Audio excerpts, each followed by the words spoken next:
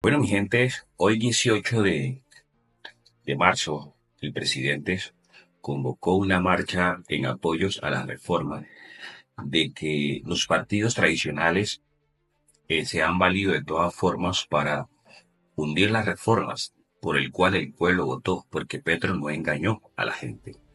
La gente votó por Petro con la base de esa reforma y por esa reforma Petro ha luchado para sacarla adelante, pero estos políticos que ya sabemos que están al servicio de una clase empresarial corrupta, que se hacen llamar capitalistas, pero viven capitalizando la renta pública, la renta de nuestros impuestos. O sea, que son, ¿qué clase de capitalistas son esos que viven a expensa como murciélago, como parásito, esperando robarse la plata del erario público? Y estos personajes no llegan allí para servir a los intereses del pueblo, que es lo que debe prevalecer en una sociedad. Ya lo decía Sócrates, la política es al servicio del pueblo, no al servicio, no el pueblo al servicio de los políticos. Y es lo que tenemos hoy en día, que el pueblo está al servicio de una clase política corrupta en alianza con grupos empresariales corruptos, parasitarios, que viven a expensa de robarse nuestros recursos. Eso es lo que ha ocurrido.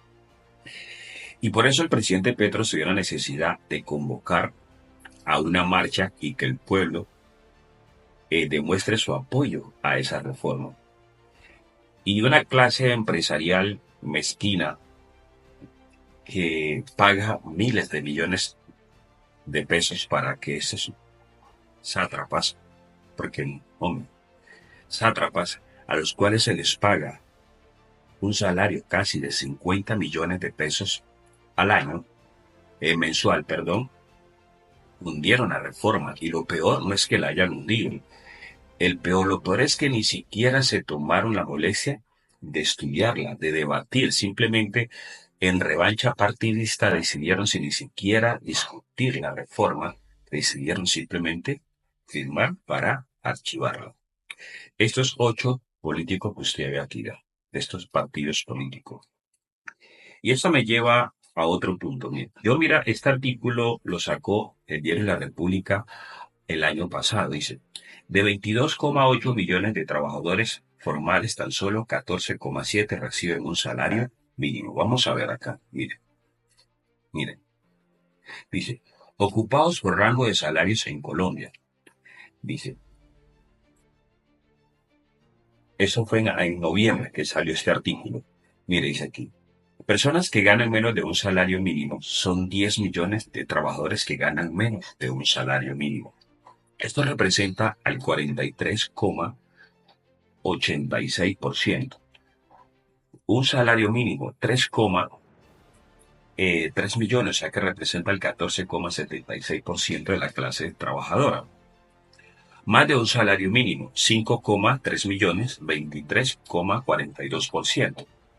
Más de un salario mínimo, 2 millones de personas, que representa al 8,77%. Más de 4 salarios mínimos, 929.884, que representa el 4,0,7%. Sin información, 1,1 millones, que representa el 5,11%. Si usted puede ver aquí, lo único que buscaba esa reforma laboral era garantizarles derechos, darles estabilidad a esos trabajadores. Miren, 10 millones de colombianos ganan menos de un salario mínimo. Menos de un salario mínimo ganan. Y estos sinvergüenza,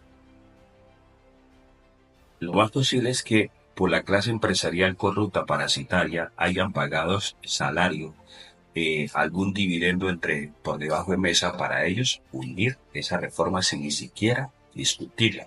Porque para eso le pagamos, para si alguien, un político pone un proyecto, el presidente o cualquiera, venga, discutamos. ¿En qué le sirve al país? Vamos a debatir, vamos a ponerle eso, pero deben de dar el debate y argumentar sus razones por qué deciden votar en contra. Pero ellos no, decidieron simplemente, en revancha partidista, simplemente archivar la reforma. Así de simple. Entonces, nosotros no votamos para favorecer a los políticos. Las reformas deben de ser para favorecer al pueblo y no como han hecho ellos de costumbre, simplemente gobernar para saber qué partido político repartirse el dinero entre ellos, como siempre lo han hecho. Entonces, mirando esto aquí, yo miraba esto, me hice una publicación sobre el libro El ABC del dinero de Andrew Carnegie. Dice, el dinero de la clase trabajadora es el único ganado honestamente en una sociedad, porque proviene del esfuerzo directo y productivo, en contraste con el de los más ricos. Leo. Y usted puede mirar este audiolibro de Andrew Carnegie. Andrew Carnegie no era comunista,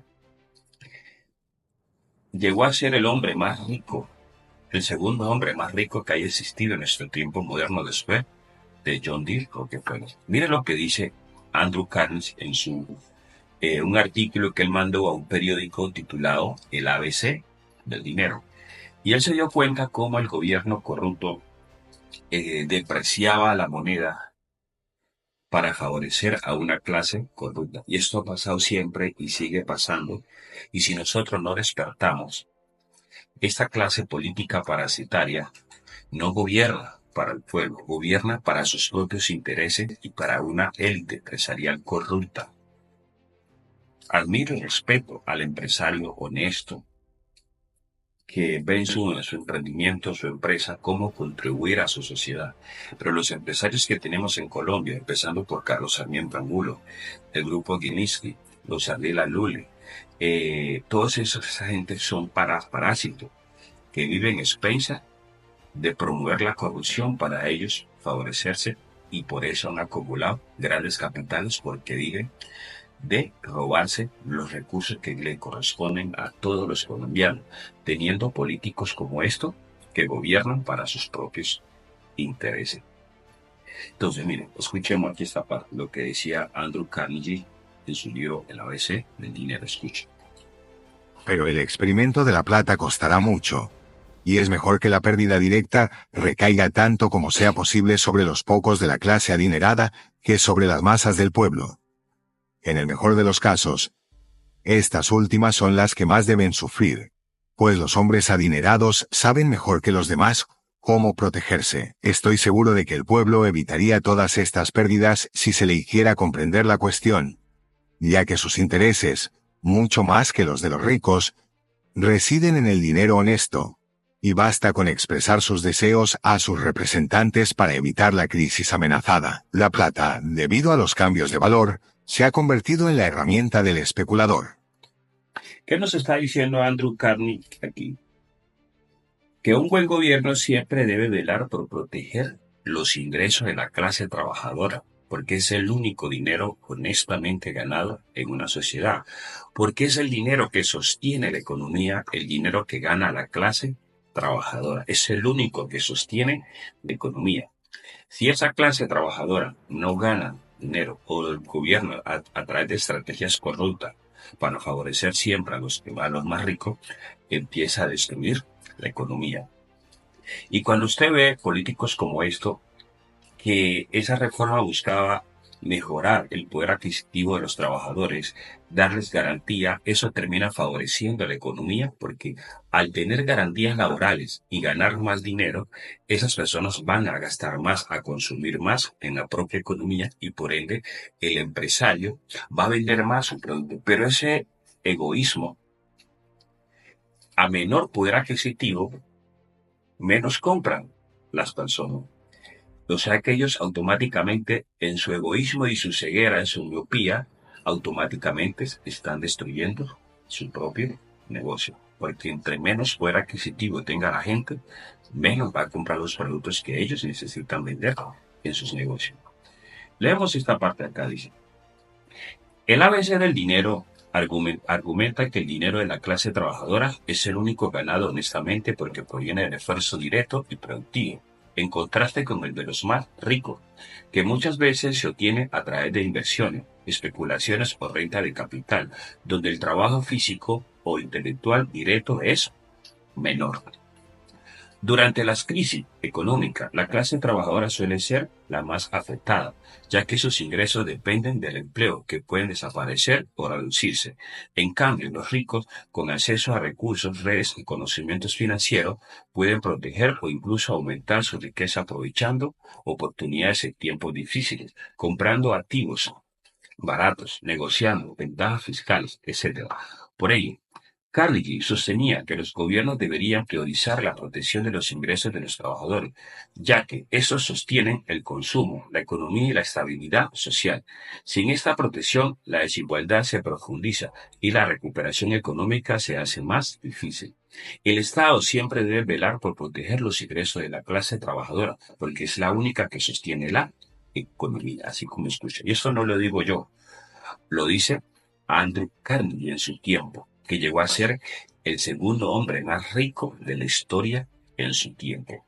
Así que, y es eso, cuando usted mira esta clase de políticos parásitos, esta clase de parásitos que viven a expensas de nuestros esfuerzos, negarle los derechos a quienes pagamos su salario, esos ocho sinvergüenzas deberían estar colgados en